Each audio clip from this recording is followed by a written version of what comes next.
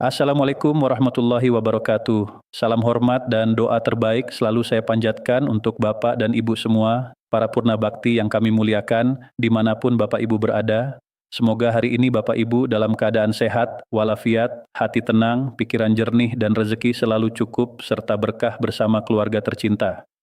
Kalau ada yang sedang kurang sehat, semoga Allah angkat sakitnya, diganti dengan kesehatan yang lebih kuat. Amin ya Rabbal Alamin. Bapak Ibu yang saya hormati, saya paham sekali ada hari-hari tertentu yang membuat kita lebih sering memegang ponsel daripada biasanya, bukan karena ingin sibuk, bukan karena ingin ikut-ikutan, tapi karena ada satu hal yang kita tunggu dan kita ingin memastikan semuanya berjalan seperti biasa. Apalagi kalau sudah masuk awal bulan. Ada kebiasaan yang hampir otomatis, selesai ibadah, duduk sebentar, lalu cek saldo. Dan begitu muncul pertanyaan, 5 Maret 2026 tetap normal, hati sebagian orang langsung bertanya-tanya, kok tanggal 5? Bukannya biasanya tanggal 1, kok seperti ada perubahan, kok seperti ada sesuatu yang tidak biasa. Tenang dulu Bapak Ibu, kita tarik napas pelan-pelan, kita luruskan satu persatu dengan cara yang menenangkan, supaya Bapak Ibu tidak terombang-ambing oleh potongan informasi yang berlari dari satu grup ke grup lain. Seringkali yang membuat gelisah itu bukan kenyataannya, tapi cerita yang tidak utuh. Cerita yang hanya mengambil satu bagian kecil, lalu dibesarkan, ditambahkan asumsi, dan akhirnya terdengar seperti kepastian. Padahal, kalau kita duduk sebentar dan melihat dari kacamata yang lebih jernih, yang terjadi itu seringnya soal teknis, bukan soal hak yang berubah. Yang pertama, harus kita pahami adalah pola dasar pembayaran pensiun bulanan. Pola ini sudah berjalan lama, yaitu dibayarkan di awal bulan. Bagi banyak orang, kata awal bulan itu langsung diterjemahkan sebagai tanggal 1. Tetapi Bapak Ibu, ketika tanggal 1 jatuh pada hari libur atau akhir pekan, maka secara operasional ada hal-hal teknis yang bisa membuat waktu masuknya dana bergeser. Bukan bergeser karena hak ditunda, bukan bergeser karena ada perubahan aturan besar, melainkan bergeser karena mesin operasional perbankan dan layanan transaksi bekerja penuh pada hari kerja, sementara pada hari libur biasanya ada pembatasan proses tertentu, ada jadwal batch yang berbeda, dan ada ritme sistem yang tidak sama seperti hari kerja.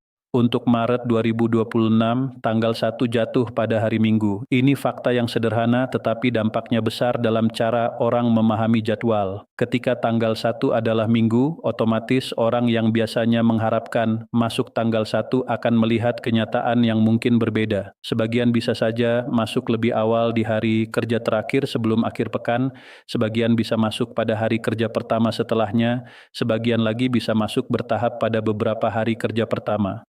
Dan disinilah angka 5 Maret sering muncul di obrolan masyarakat, bukan sebagai jadwal resmi yang dipindahkan, melainkan sebagai patokan yang dianggap batas aman oleh sebagian orang. Maksudnya begini, kalau sampai beberapa hari kerja pertama dana belum terlihat, orang mulai bertanya, normal tidak ya? Lalu mereka menyebut tanggal 5 sebagai semacam batas psikologis, bukan batas aturan. Bapak Ibu, saya ingin menegaskan kalimat yang menenangkan, ketika ada penyesuaian teknis karena tanggal 1 jatuh pada Minggu, itu bukan berarti hak Bapak Ibu berubah, haknya tetap. Yang bisa berbeda adalah waktu dana terlihat masuk, karena jalur operasionalnya menyesuaikan hari kerja dan kapasitas sistem. Ini sama seperti kita menunggu layanan di sebuah kantor yang tutup pada hari libur. Bukannya layanan dihapus, tapi pelayanannya berjalan ketika kantor buka. Pensiun bulanan pun seringkali begitu dalam praktik teknisnya. Ada juga hal lain yang perlu Bapak Ibu pahami, yaitu perbedaan jalur pembayaran. Ada yang melalui satu bank, ada yang melalui bank lain, ada yang melalui mitra bayar tertentu, ada yang memiliki ritme proses yang tidak sama persis. Maka wajar jika tetangga bilang sudah masuk tanggal 2, sementara Bapak Ibu belum melihat sampai tanggal 3 atau 4. Itu tidak otomatis berarti ada masalah. Itu bisa jadi perbedaan jam proses, perbedaan batch transfer, atau perbedaan cara sistem masing-masing menampilkan transaksi. Kadang saldo belum berubah tapi mutasi sudah mencatat, kadang aplikasi lambat sehingga tampaknya seperti belum masuk padahal sebenarnya sudah. Yang sering membuat orang makin gelisah adalah ketika mereka membandingkan tanpa memahami perbedaan jalur. Begitu mendengar orang lain sudah menerima, kita langsung merasa, kenapa saya belum? Padahal bisa jadi jalurnya berbeda, jam prosesnya berbeda, atau sistem aplikasi yang digunakan berbeda. Maka kalau ada satu hal yang paling menenangkan dalam situasi seperti ini, itu adalah berhenti membandingkan dan mulai mengecek dengan cara yang rapi. Jika Bapak Ibu berada di situasi sampai tanggal 5 belum terlihat, langkah pertama yang paling bijak bukan panik dan bukan percaya pada pesan berantai. Langkah pertama adalah cek hal-hal sederhana. Cek mutasi rekening, bukan hanya saldo. Cek kembali apakah aplikasi bank sedang normal atau sedang ada gangguan. Cek jam yang berbeda karena terkadang sistem menampilkan data lebih lambat pada jam sibuk. Pastikan Bapak Ibu mengecek rekening yang memang terdaftar sebagai penerima manfaat karena tidak sedikit orang yang punya lebih dari satu rekening dan akhirnya memeriksa yang salah. Jika setelah dicek dengan rapi masih belum ada, barulah langkah berikutnya adalah menghubungi jalur layanan resmi dari mitra bayar yang Bapak Ibu gunakan atau bertanya melalui jalur yang benar, bukan nomor yang muncul dari pesan berantai. Ini penting Bapak Ibu, karena setiap kali ada isu mundur, setiap kali ada isu belum masuk, di saat itulah penipu biasanya muncul. Mereka memanfaatkan kebingungan dan rasa ingin cepat. Mereka datang dengan kalimat yang terdengar menolong, kami bantu cek, kami bantu verifikasi, kami bantu percepat, lalu pelan-pelan mereka meminta data yang seharusnya tidak pernah diberikan. Disinilah Bapak Ibu harus pegang satu prinsip kuat yang menyelamatkan banyak orang. Jangan pernah memberikan OTP, PIN, kata sandi, atau kode verifikasi apapun kepada siapapun. Jangan, meskipun yang meminta terdengar meyakinkan. Jangan, meskipun yang meminta mengaku petugas. Jangan, meskipun yang meminta mengirim logo atau kartu identitas. Karena OTP adalah kunci, PIN adalah kunci, kata sandi adalah kunci. Begitu kunci itu diberikan, rekening bisa dibuka oleh orang lain. Dan biasanya penipu tidak mengambil semuanya langsung. Mereka kadang mengambil pelan-pelan agar korban tidak sadar. Karena itu, lebih baik kita keras pada prinsip daripada menyesal di belakang. Modus lain yang sering muncul adalah link. Mereka mengirim tautan untuk cek status, aktivasi, atau pemutakhiran data.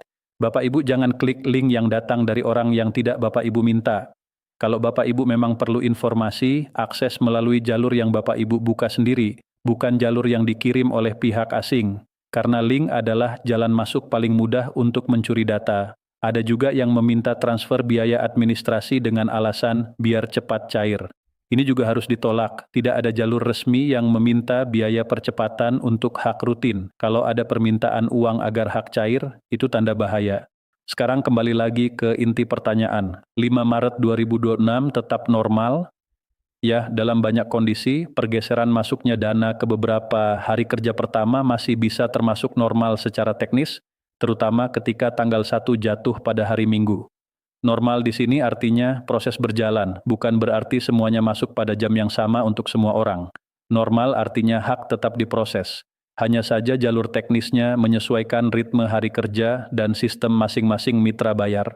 Namun, saya juga ingin Bapak Ibu merasa aman dengan pegangan yang jelas. Normal tidak berarti kita harus diam kalau ada kendala. Normal tidak berarti kita harus menunggu tanpa arah. Normal berarti kita menunggu dengan pemahaman, dan bila melewati rentang yang wajar, kita cek lewat jalur yang benar. Jadi kalau Bapak Ibu sudah rapi mengecek sampai beberapa hari kerja awal dan belum juga terlihat, lakukan langkah klarifikasi dengan tenang. Jangan takut bertanya, jangan malu. Yang penting bertanya ke pihak yang benar, bukan ke pihak yang memancing panik.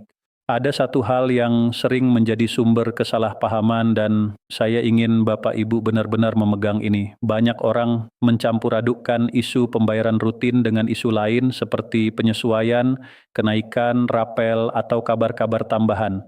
Lalu ketika ada keterlambatan teknis, mereka mengira itu akibat perubahan kebijakan besar. Padahal bisa saja tidak ada perubahan kebijakan apapun. Bisa saja murni karena tanggal 1 jatuh di akhir pekan dan prosesnya bergeser.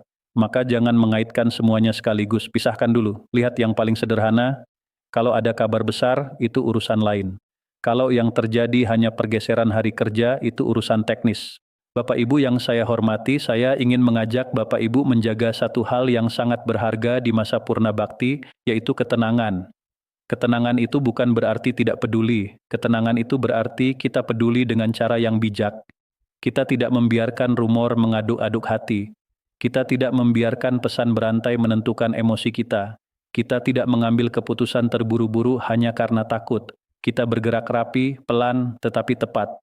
Kalau saya ringkas dalam kalimat yang mudah diingat begini, jika tanggal 1 jatuh pada hari Minggu, wajar bila ada penyesuaian teknis sehingga dana terlihat masuk pada hari kerja berikutnya atau bertahap pada pekan pertama. Angka 5 Maret yang sering disebut biasanya muncul sebagai patokan obrolan, bukan jadwal resmi baru. Jika sampai beberapa hari kerja belum terlihat, cek rapi lalu klarifikasi lewat jalur resmi. Dan yang paling penting, jangan pernah memberikan OTP, PIN, kata sandi, atau mengikuti link yang mencurigakan. Semoga Bapak Ibu selalu diberi kesehatan, ketenangan, dan perlindungan. Semoga setiap hak yang menjadi bagian dari kesejahteraan Bapak Ibu berjalan lancar tanpa hambatan. Terima kasih sudah menyimak dengan sabar. Wassalamualaikum warahmatullahi wabarakatuh.